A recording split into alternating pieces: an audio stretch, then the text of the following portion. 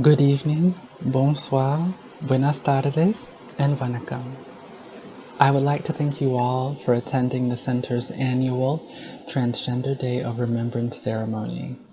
We hope that you will find tonight's event inspiring, but we also acknowledge that some of tonight's content may trigger uncomfortable emotions for those in attendance. If at any time you feel in need of someone to speak with to process tonight's event, please click on the link below to talk live with one of our counselors. While we miss seeing you all in person, we are excited that this year's digital event has allowed us to include the stories and voices of TGNC people from around the world. Each year, we seek to honor the members of the trans community whose lives were lost to violence. But we hope that tonight's event will also encourage you to reflect on how you can reaffirm your commitment to standing up for the lives of trans people in your community. We have won some battles over the last few years, but there is much work yet to be done, and the arc of history only bends towards justice in so much as we ensure that it does. Tonight, we thank you for joining us for our ceremony of commemoration. Tomorrow, we hope that you will join us as we continue our work towards a safer and more equitable world for all. Thank you. Merci. Gracias. Nandri Vanakkam. When I was a 13-year-old, I got acquainted with the transgender brothers and sisters of my small hometown.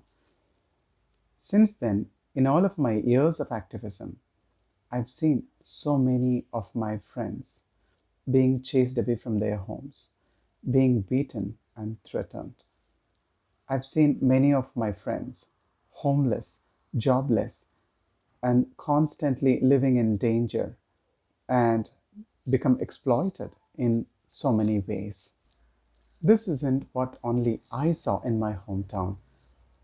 This is what is happening to so many transgender, intersex, and non binary people in so many countries around the world. Many of us live in constant danger, live in oppression, and live with very feeble voices, unable to talk about our rights to live, our right to freedom, our right for dignity and equality. But those of us who had the privilege to grow up with the family, with our loved ones, we must raise our voice and we must keep fighting for our community who are not privileged, whose voices have been oppressed. Today, we remember, honor, and salute those we have lost. Some of them we know, and many of them we do not know. We all may live in different countries, speak different languages, practice different religions, and our skin color may be different. But our need for love and acceptance is the same. Our need for respect and dignity is the same. Our need for equal treatment and social justice is the same. Together we stand as a family. Together we fight until we're all safe and create a safe world for the queer, transgender, intersex, and non binary children of tomorrow. We stand fearless and we stand brave and we stand with hope. Thank you.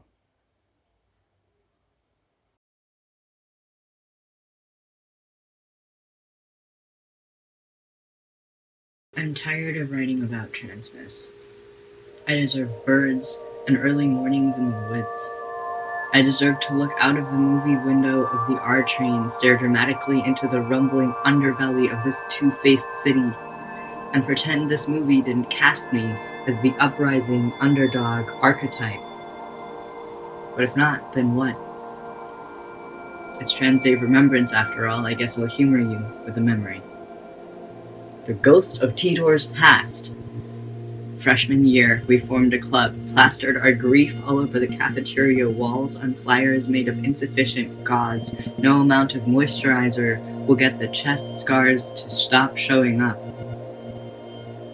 And nobody cared, so we just pretended there were no ghosts, mourning us to math class, made meaningful eye contact, said nothing, made a point of it. Sophomore year. I didn't really care anymore. My grief is not yours to observe. Their death is not your trauma porn. My funeral clothing is a testament. My funeral clothing does not come off. My funeral clothing is chain link armor bolted to my skin. In an ocean of grief, don't you dare get it twisted.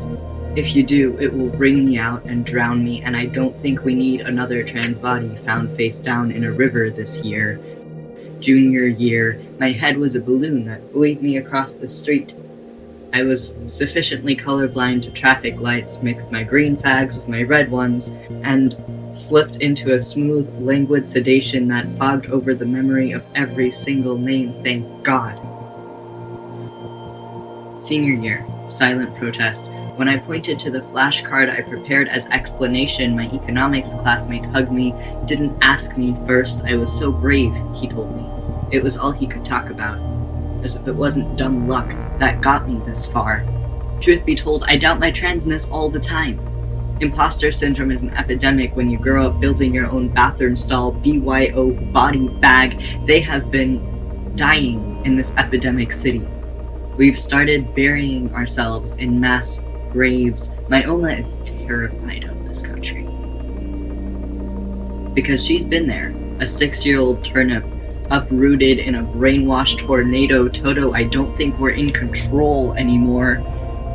And no amount of clicking my heels will bring me back to peace we have never had. I was asked to perform today. I ask you what that means to you. Am I the ghost of Tidor present? Or am I a future ghost for you to chant the name of as you march through our streets, keeping me hostage in your mouth, keeping me from moving on to the next world? This year has been the deadliest on record, and I have too much self-respect to ask anyone to do anything about it, because God knows they haven't been. Trans people deserve gentleness. Trans women deserve gentleness.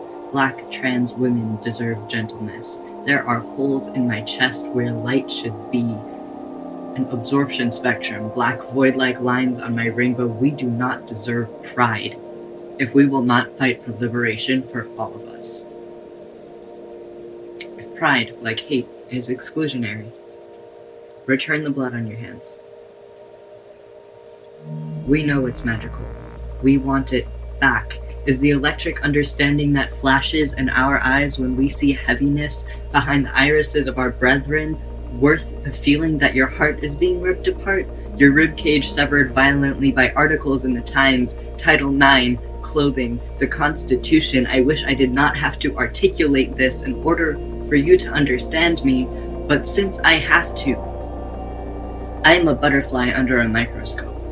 A spear stabbed through my heart mid-transformation with a label for the archives of some college diversity committee. When I stand on the malignant edge of the subway platform waiting for the R train so I can stare dramatically into the rumbling underbelly of this two-faced city and pretend that this movie didn't cast me as the uprising underdog archetype, I hope you understand the following. This poem should not humor you. One would certainly hope that you cannot look at my face, one of the few that is still here fighting a battle you would not dare enlist for, and be humored by their memories.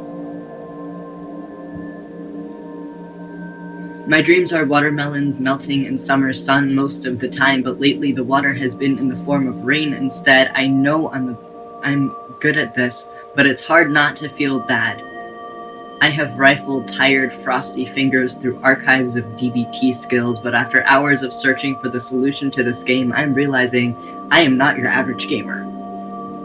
In fact, I'm not even playing the same game as you. And like the bisexual disaster gay that I am, the answer is screaming out at me from between the lines. It's this beautiful world that I'm in love with, and myself who lives there. And the sunlight comes flooding back, and the water returns to the inside of the melon from my window pane in backwards slow motion, and I remember myself. In honor of their memories, we will take up space. fabricate our own joy as it blossoms from our palms, soothe our healing hands into each other's bruises, and remember ourselves.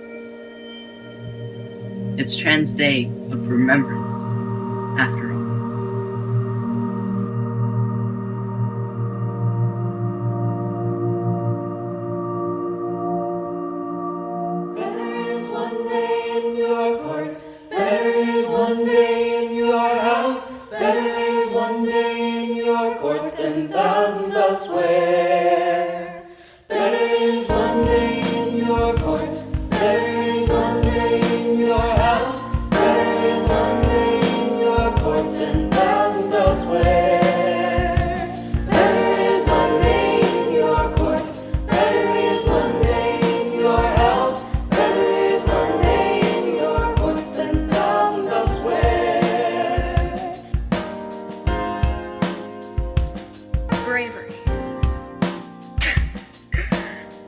Bravery. Do not call me brave. Do not call us brave. Bravery is a choice.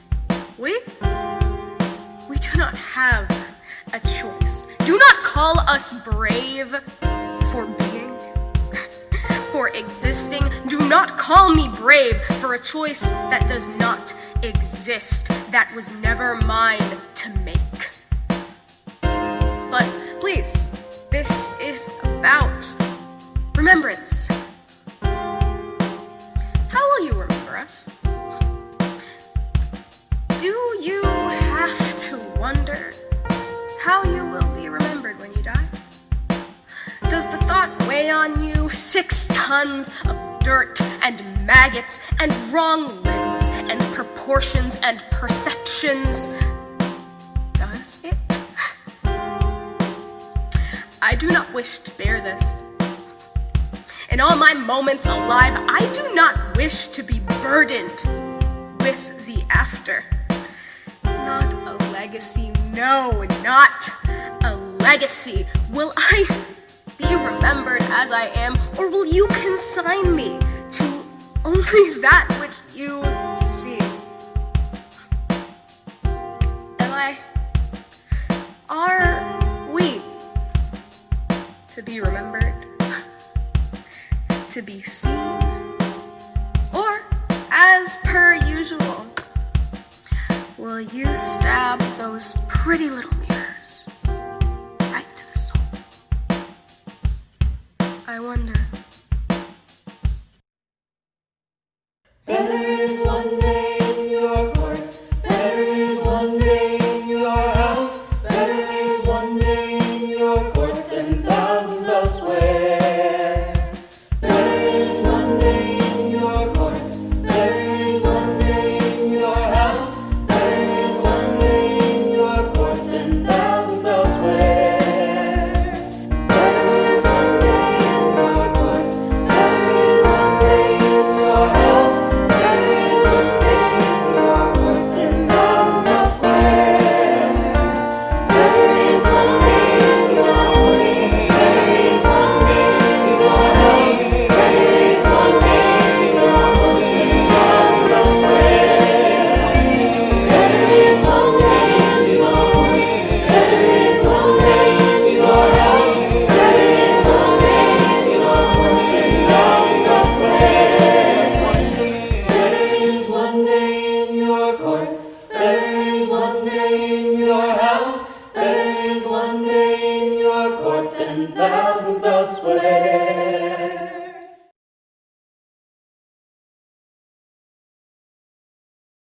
Hello, New York City LGBT Center. My name is Andrea Jenkins, and I am the Vice President of the Minneapolis City Council. Today, November 7th, wow, it is a pretty historic day and a pretty big day in my life and now in the lives of all of us. November 7th, 2017 was the date that I was elected as the first Black out trans woman to be elected to office in the United States of America. And it also is the day in 2020 that America has elected the first Black woman to be the vice president of this country. Congratulations, y'all, because y'all made it happen. Oh yeah, that other dude, Joe Biden, yeah, he's gonna be the president, but we know Black women gonna be running things, right?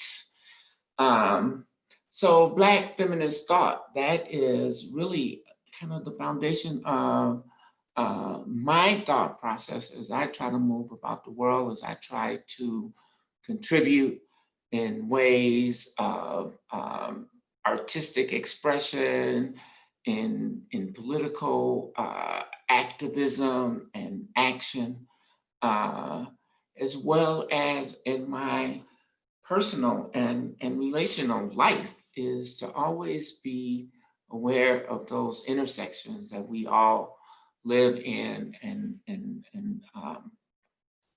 operate in.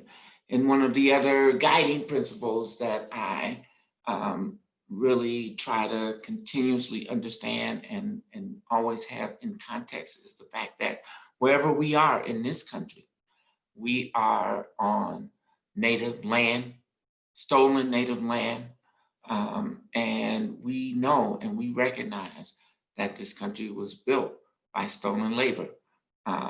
And so that is the underpinning of the work that we do, the conversations that we have, the challenges that this country has to overcome. And that is, one of the reasons why we are gathered here on this day to think about the lives, the lost lives of trans and gender nonconforming people. The last time I was in New York City was earlier in February, and I had an opportunity to be on a panel at the Park Avenue Armory. I think it's on the Upper West Side. Like, I haven't really been in that neighborhood before, and I've been to New York so many times. And but it was really swanky, really nice. The Armory is beautiful. Had a great time. We were celebrating and acknowledging the 100th anniversary of women's right to vote, which 2020 still is that year. And so it's absolutely fitting that a Black woman is now going to be the president, the first vice president of the United States. And that work began 100 years ago. And that's the power of the struggle, right? That's the power of longevity. That's the power of strategic thinking. That's the power of continuous activism that gets us to the progressive places that we want to be. So I wanted to tell this story, right? Because the last time I was in New York City, I think I got COVID from this crazy lady, and I wrote this piece about it. It's called "This Woman's Work." And this actually, you can go check this out at the Park Avenue Armory's website. There's an art exhibition that I'm thrilled that I'm a part of. And it's called 100 Years, 100 Women. And it's 100 women responding to the 100-year anniversary. And this is my response. This woman's work, our feelings, our most genuine path to knowledge. They are chaotic, sometimes painful, sometimes contradictory, but they come from deep within us. And we must key into those feelings This is how new visions begin. Audre Lorde. It's been over 30 years since I first publicly came to terms with my expansive gender identity. It was the early 90s and I was a bit naive. I thought the acronym GLBT actually included transgender people. I quickly learned, however, that gay men thought of trans women as drag queens, and lesbians, some, not all, thought of trans women as imposters, not real women. I learned that my struggle was not only with cisgender, heteronormative, straight world, but I had to battle within the community that I thought of as my own. One of the tools that I employed in that battle was my art. It brought me in community with groups like Mama Mosaic, a Black women's performance company. I performed at events like She Rock. I wrote and performed with the 20% Theater Company, a company that formed on the premise that women and trans and gender nonconforming identified folks make up less than 20% of all the people involved in all the aspects of theatrical production. My art has created many amazing opportunities for me, including bringing me to New York City this past February as a panelist at the 100 Years, 100 Women event at the Park Avenue Armory, commemorating the 19th Amendment that gave white women the right to vote. So after my panel, this white woman who self-identified herself as a lesbian, she came up and asked me, "What do you call a man that becomes a woman?" She seemed genuinely interested in the moment. But moments afterwards, it occurred to me that she was mocking me, letting me know that she doesn't think, understand, or consider me a woman. I took a walk around the neighborhood to clear my head, and I realized that I was near Hunter College, where famed poet and activist Audre Lorde taught for many years. Her message of intersectionality and self-determination has always inspired me to live in my truth. My encounter with that woman at the Armory let me know that in spite of the progress that women have made in the past 100 years, we still have a lot of work to do. So, it's interesting, y'all. I live and I work at the intersection of where George Floyd was murdered. Literally, I'm not talking figuratively at the intersection, although I do live figuratively at that intersection as well. As a Black trans woman, I am 100 times more likely to have a violent encounter with the police, just like George Floyd, than many Americans in this country. And we know that 34, 35, who knows, 49 Black and brown trans women have been murdered this year in 2020. Last week, I was at an event to grieve and mourn with the community of two trans women who overdosed um, at a women's shelter. And so we know that not only do Black and brown and transgender and gender nonconforming and gender expansive and gender fluid people die in violent ways, we know that they die from neglect and from just being ostracized from society as well, being denied opportunities to safe and affordable housing, being denied opportunities to access to trans and gender nonconforming specific health care, being denied the opportunities for employment, for education, for literally just being in public space. All of these things are the work that we have to do to overcome. And we have to put this in context with all of the other issues that are plaguing our societies. Our work intersects with disability rights, with undocumented immigrants' rights, with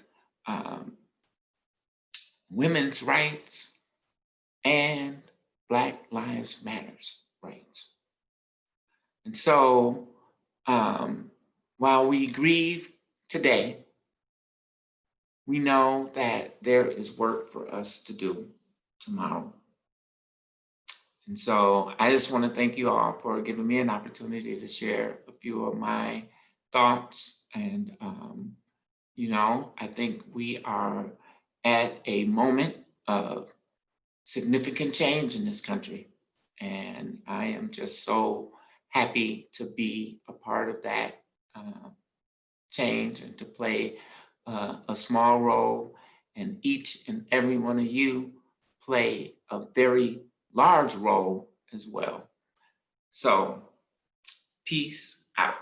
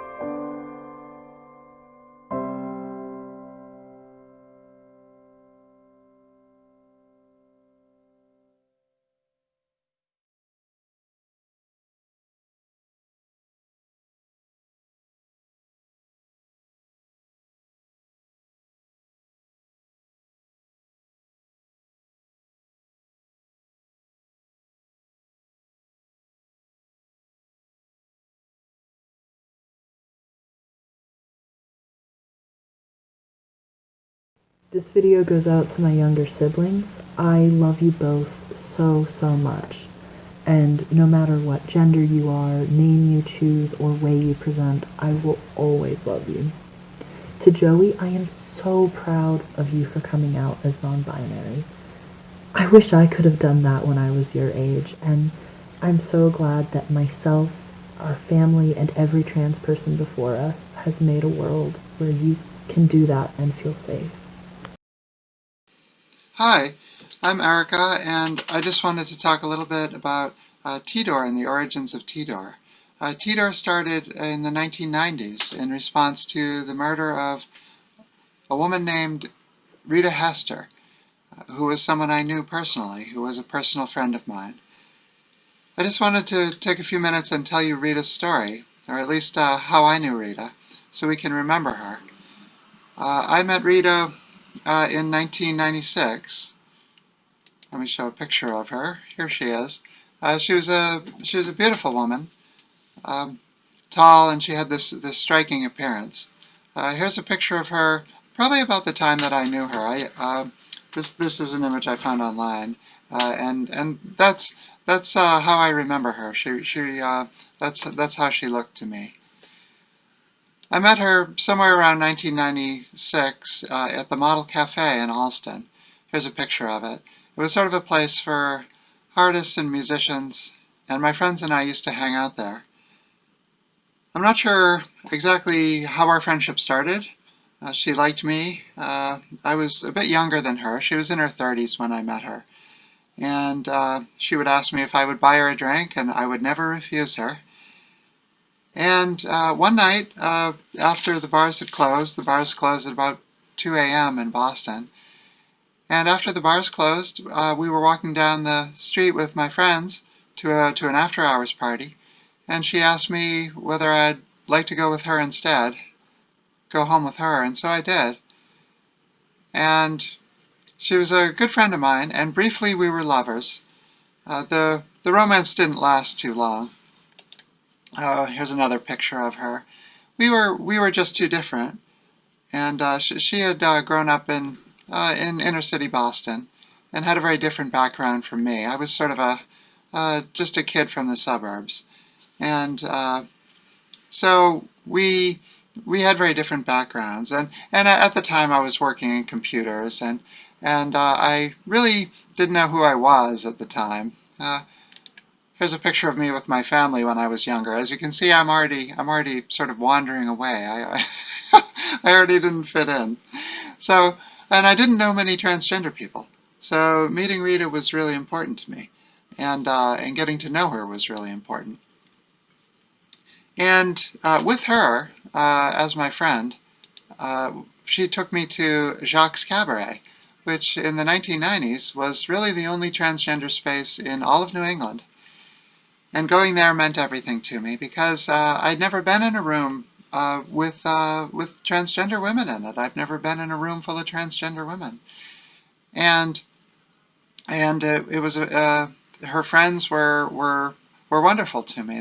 They knew where I was at. They knew I was in the closet. They knew that I was questioning who I was, and it was wonderful to spend some time with them. So I got to know her, and we got to be pretty good friends. With Rita as an inspiration, I started dressing in front of others, which was something I'd never really done before. I was still in the closet, and I wasn't out at work or out with my family. But under Rita's influence, I started going out with friends and dressed and as a woman, as who I was. And so it meant a great deal to me. It was a big step forward for me at that time. Anyway, fast forward to November 1998. I remember getting a call at work, and it was a friend who told me that Rita was dead. They'd found her body, either in or near her apartment. I don't remember which. But I do remember this. I remember that she died of multiple stab wounds, and nothing had been taken from her apartment. So the motive wasn't theft. The motive was hatred. I couldn't tell anyone at that time. I remember having to run to the bathroom to cry. And I also remember that soon after that they had a memorial service for her in Alston.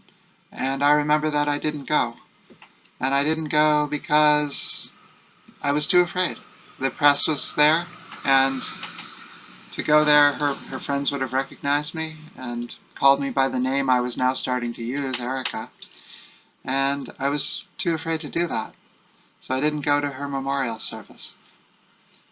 There's not many things I can't forgive myself for, but not going to her memorial service is one of them. What I remember about her death as well is the press coverage. And the press coverage was terrible.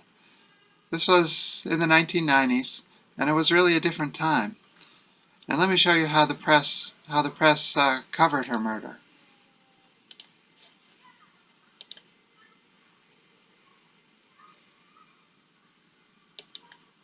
This is the headline from the Bay Windows. Bay Windows is Boston's gay newspaper. But even in the gay newspaper, as you can see, they regularly misgendered her, and they dead named her as well. I've blocked out the dead names because she never used them, and she never wanted other people to. But that's the way transgender people were treated in the media. It's the way that transgender people were treated in the newspaper. I like the picture of her. Anyway, she was a very beautiful woman. So The police never caught the murderer. Nobody was ever indicted or put on trial for the crime. I do remember a number of her friends writing letters to the newspapers and asking them to stop using her dead name. But the newspapers wrote back, the Boston Globe wrote back, and said that that was the name on the police report, and that was the name they were going to use.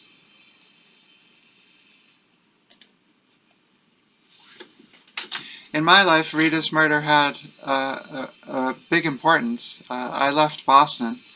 I decided I had to get out of Boston, and not only because of her, but that was one of the reasons. So I left Boston, and I've never been back, and I'm never going back. And then, over time, eventually I came out of the closet finally and for good, and I'm never going back there either. It's important for me to remember her. It's important for all of us to remember her, and not only because she's the origin of Tidor, but also because remembering her gives us a history. And if we have a history, then we have roots. And if we have deep roots, then you can't be shaken. And our community can survive anything. Even crazy presidents, Jeff Sessions, the pandemic. If we have a history, that's part of our survival. And that's why it's so important. Let me just end up by saying to Rita, wherever she is, that all these years later, I still remember you, and that you always said you wanted to be a star, and you were my star, you were my North Star. You showed me where to go, and I'll never forget you for that. Thank you.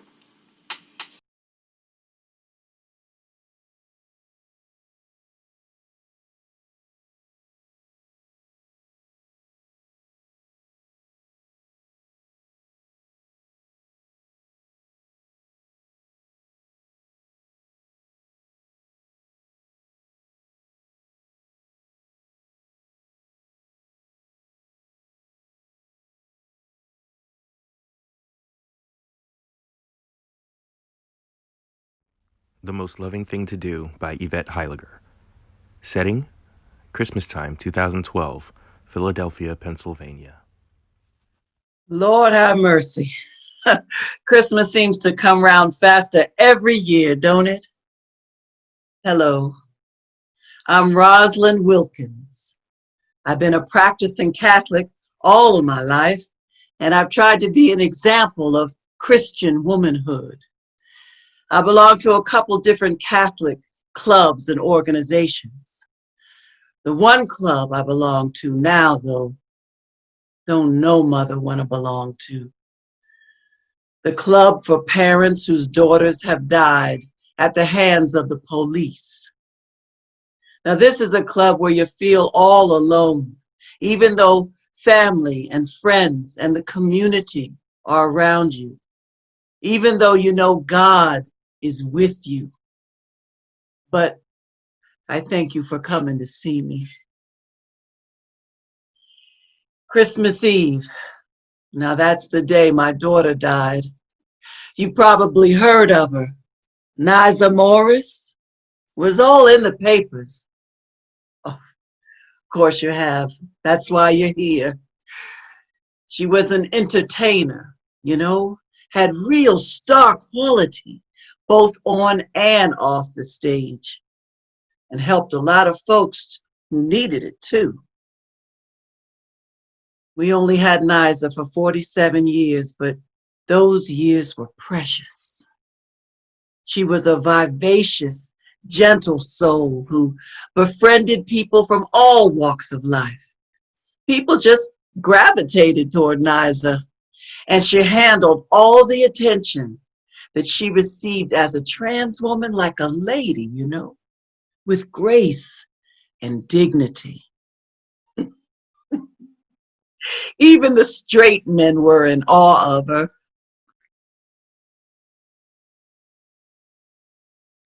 Well, this Christmas Eve will mark the 10th anniversary of her death.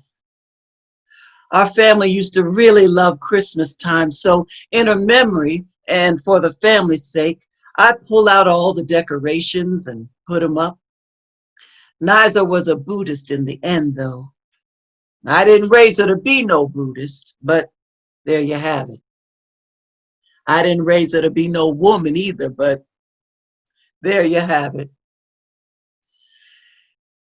Now, I know y'all come to hear about Niza's mysterious death, but talking hasn't solved my daughter's murder. No, indeed. Talking just seems like a waste of breath to me. You know, my Niza would always ask, what is the most loving thing to do? It seemed to me like the most loving thing to do would be to spare her mama another year of having to say murder in the same sentence with the word Christmas. But because y'all came all this way, I'll do it. I'll ask. Niza, what is the most loving thing to do? Talk to these people. All right, daughter. Okay. All right. If it'll help somebody, I'll do it. Well, a couple of days before Christmas in 2002, Niza was at the Key West bar in what they call the Gayborhood. She had had too much to drink and was in need of medical attention. Instead of letting the ambulance come, one of them police officers canceled it, offering instead to give her a courtesy ride home. Now that is fishy right there. Niza was afraid of the police. Why would she willingly get into a police car with three of them? And even if she wanted to, since when are the police a taxi service? And where did they think that they were taking her, huh? I'm still waiting to hear exactly where they thought Niza lived. Niza lived in West Philadelphia. Don't nobody live at 15th and Walnut. Our family's not buying any of it. Well, something had to have happened in the back seat of that cruiser, because a few minutes later, Niza was found at 15th and Walnut, bloody and unconscious in the middle of the street. Niza's sister Bradley, who was also a police officer, said that when she went to the morgue, she saw the wound on Niza's head. It was a wound that she had seen many times. She said, clearly, Niza was hit in the head by the butt of a gun. One of them courtesy ride officers returned to the scene of the crime, but instead of helping Niza or reporting that a crime had taken place, he covered her face with his jacket. While she was still alive, an animal would have been treated better. On top of that, it took 40 whole minutes for the ambulance to arrive. Now, why was that? Maybe it's because the police wanted Niza to die. Seemed to me that if they had gotten her to the hospital right away, she might have lived to tell the tale.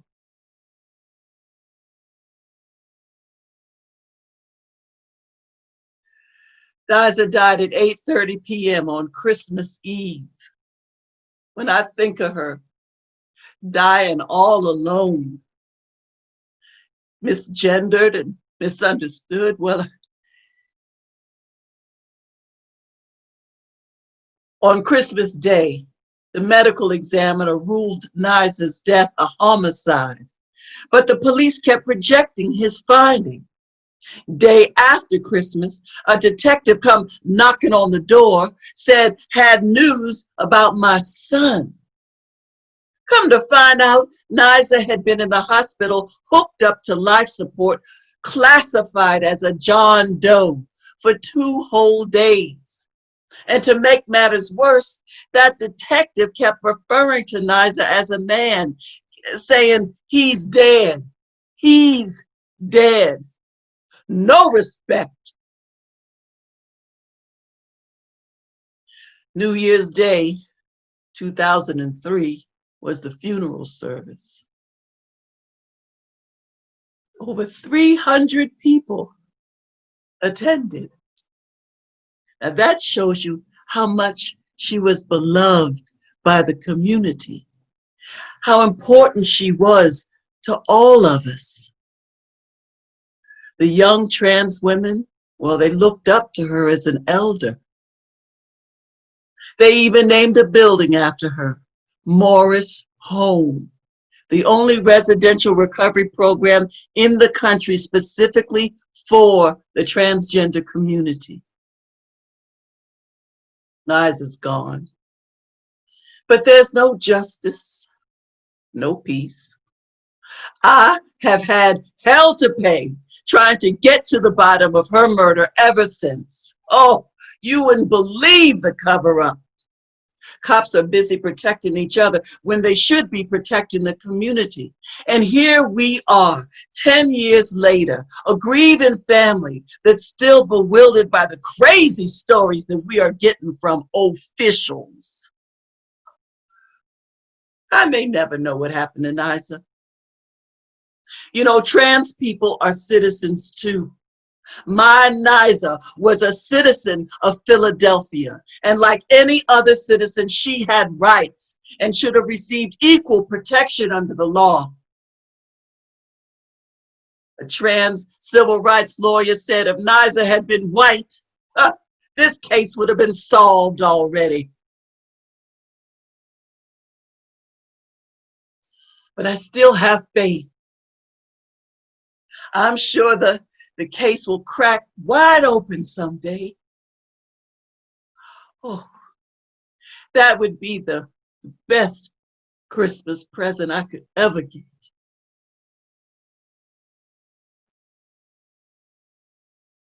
End of excerpt. Hello, and thank you for welcoming me into this sacred, soulful space. Here, we will take a moment to connect or reconnect with ourselves and one another. As we begin this practice together, please know that anything I say is an invitation. If anything doesn't feel good to you, or if your body or heart let you know that they're needing something different, I encourage you to trust their wisdom and give yourself what you need. Please take care of yourself, however you need, and know that there will be people available to support you this evening. As we begin, I invite you to notice yourself here in this space. As you turn your attention inward, you may choose to close your eyes. If it feels more comfortable to keep them open, that's okay.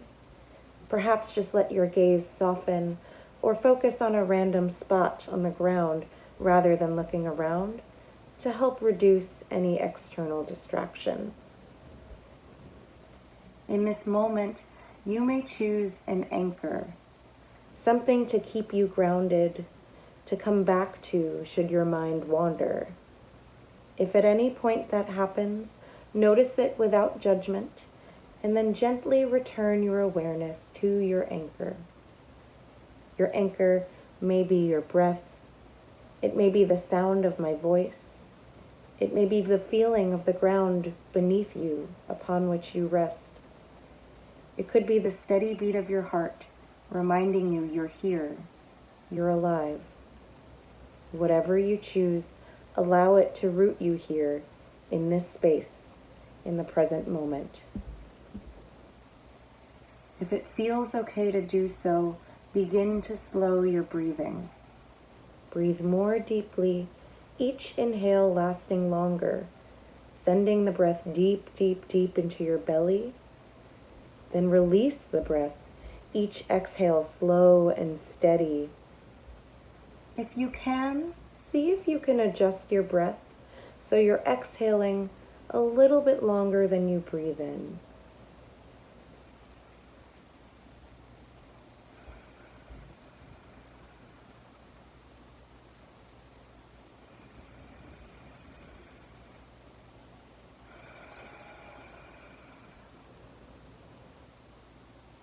as you adjust to this new rhythm of breath.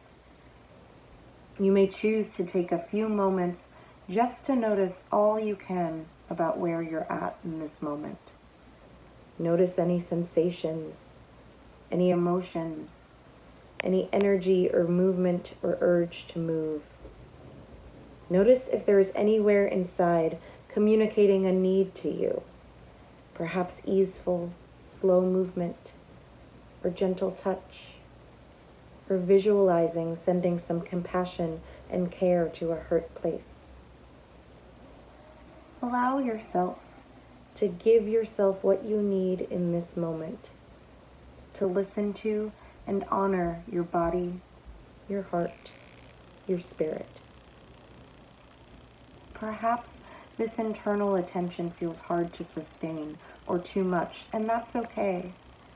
Many of us struggle to feel safe and settled within ourselves. If you're noticing yourself uncomfortable here, perhaps shift your awareness instead outside yourself to the collective. Notice that in this moment we are not alone. All of us are here in community with one another, out of care for one another. We gather here today because we acknowledge and believe that each of us deserves to be here. And so to each of you, those who feel connected and those who do not, those who feel at peace and those who are unsettled, those whose hearts sing or ache, may each of you know that you are the child of something divine, a lineage of survivors, innovators, sacred space creators, warriors, healers, dreamers, believers, all beautiful and beloved, have culminated here with you. In this moment, allow yourself to see yourself as each of these things. Allow yourself to embody this power. And notice what happens in your body when you do. Do you find yourself sitting up straighter? Does your breath deepen? Does your heart open? Notice too if there are parts of you that are not able to do this, that might be shrinking away at the idea of being powerful and divine. We can notice this without judgment. And you may invite these parts to come along or to look compassionately upon them, because even in their shyness, their hesitance, they too are part of this lineage, this moment, this miracle.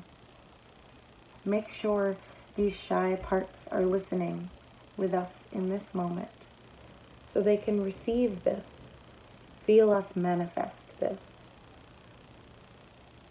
In this moment and in all moments, may you know your inherent worth, your dignity, something unmovable, unfuckwithable. Breathe in. Breathe out. And know it to be true. May you know your power, how you come into your own strength every time you take up space. Name yourself for who you are. Let pride find a home within you. Breathe in. Breathe out.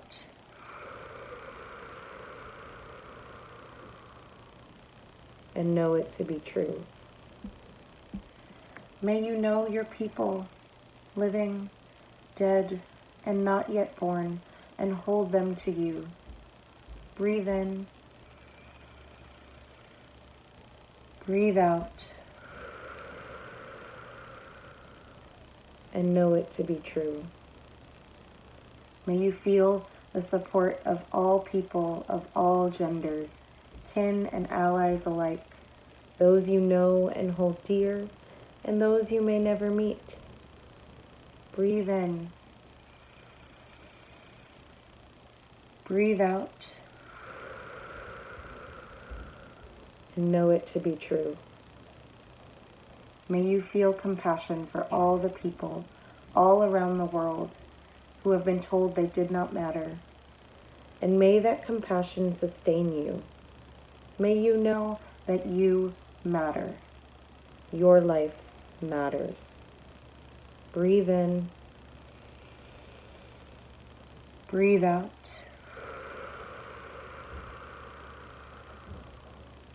And know it to be true. May you live each day embraced by your community, embracing every part of yourself. Breathe in. Breathe out. And know it to be true. As you continue to breathe, may you feel these truths deep in your bones, in the caverns of your heart, down to the earth rooted beneath you. I invite you now to begin to slowly come back. Perhaps you release awareness of your breath and allow your breathing to return to its normal rhythm. Maybe you open your eyes, move about gently to feel yourself becoming more alive, more awake. Maybe you look around you and take in your surroundings. As you ease your way back, feel free to take with you something of this experience that will support you and ground you for the remainder of this evening. This could be a sense of calm, a feeling of connection to others, the reminder of this community's resilience, or even gratitude toward yourself for having taken the time to show your self-care, which is, as Audre Lorde reminds us, a radical act. Thank you again for sharing this space today, and may you go into the rest of the evening and all the evenings ahead in peace and power. My name is Apollo Flowerchild, and this is an original song called Peacock.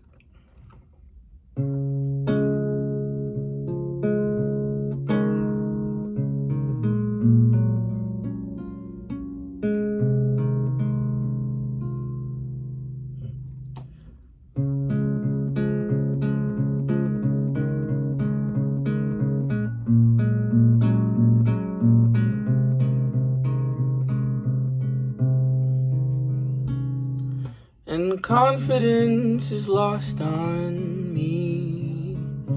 No matter how much I love or how much I bleed, my looks is all you'll see. A substanceless survivor, this false advertising. Well, God never had a plan for me. If I'm made in his image, he's hollow and lonely. Shallowness plays the world like an ugly curse, putting happiness in bank accounts and sorrows in an empty purse. I'm losing a game where the rules are always changing. I wish people were kind and see the fact that I am human. And I know it sounds like I've lost hope, but I'm afraid to live in a world where love's another 2-cent word. My truth will sting like poison to all of those in disbelief, drowning all your woes in alcohol. A reflection in that vacant creek. Will somebody listen to the beating of my heart? I think the world just needs some fixing. Will you tell me where to start? Will somebody listen? 'Cause I'm tired of feeling scared of the great big nothing I envisioned. Was it a waste to even care? Is how I look the sum of all that's there?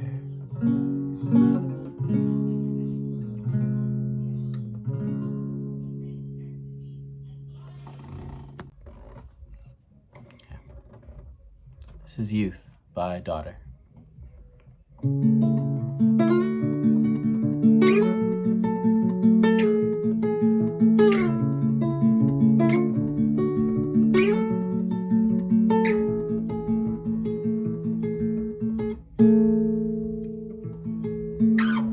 And shadows settled on the place that you left. Our minds are troubled by the emptiness. Destroy the middle, it's the waste of time. From the perfect start to the finish line. But if you're still breathing, you're the lucky ones. 'Cause most of us are heaving through corrupted lungs, setting fire to our inside for fun, collecting names of the lovers that went wrong. The lovers that went wrong.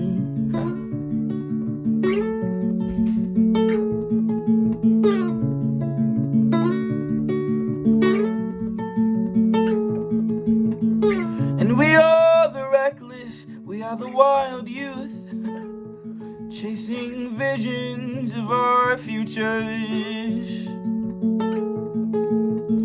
One day we'll reveal the truth, that one will die before he gets there. But if you're still bleeding, you're the lucky ones. 'Cause most of our feelings, they are dead and they are gone, setting fire to our inside for fun, collecting pictures from the flood that wrecked this heart. It was a flood that wrecked this home, and you caused it.